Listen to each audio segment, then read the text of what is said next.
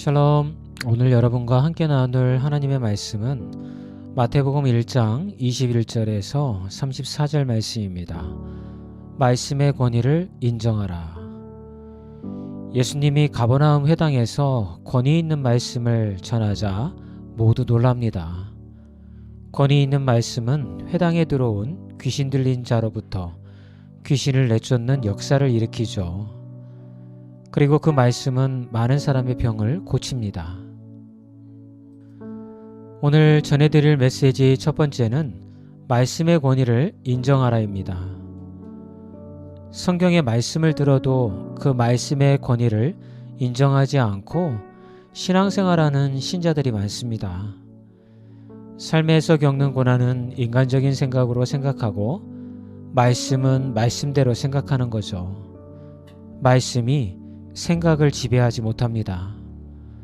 그런데 말씀의 역사는 그 권위를 인정할 때 일어납니다. 불가능해 보이는 일도 하나님의 말씀으로 가능하다고 선포하고, 부정적으로 보이는 일도 말씀을 먼저 인정하고 선포하는 것이 필요합니다. 그것이 말씀의 권위를 인정하는 신앙입니다.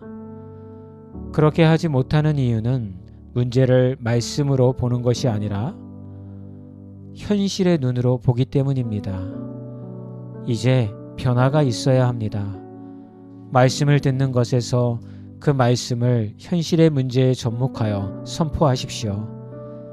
그것이 말씀의 권위를 인정하는 것입니다. 두 번째 메시지는 말씀의 권위를 인정하면 귀신이 나간다는 것입니다.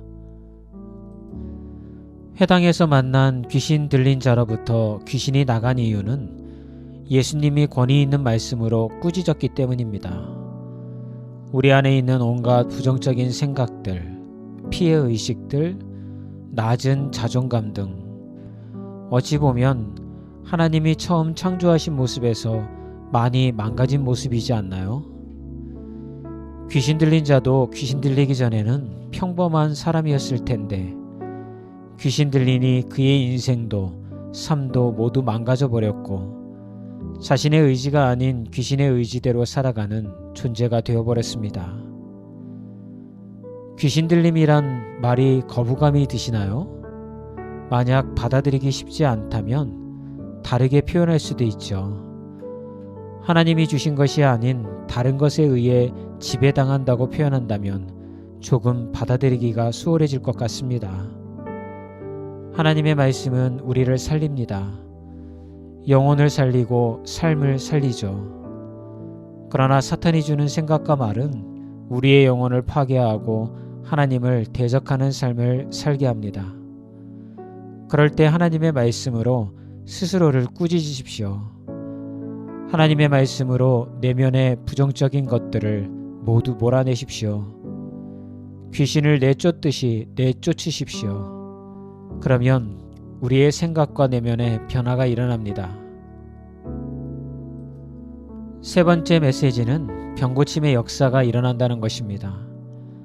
하나님의 말씀의 권위를 인정하고 선포하면 병고침의 역사가 일어나죠. 병고침은 그 당시 가장 사람들이 힘들어하는 문제였습니다. 물론 지금도 마찬가지지만요. 여러분이 겪는 삶의 모든 문제에 하나님의 말씀을 선포하십시오. 권위를 인정하는 말씀은 병고침뿐만 아니라 여러분의 삶을 살리는 말씀이 될 것입니다.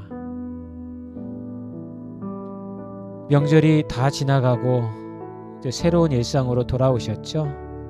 자, 오늘부터 화이팅입니다.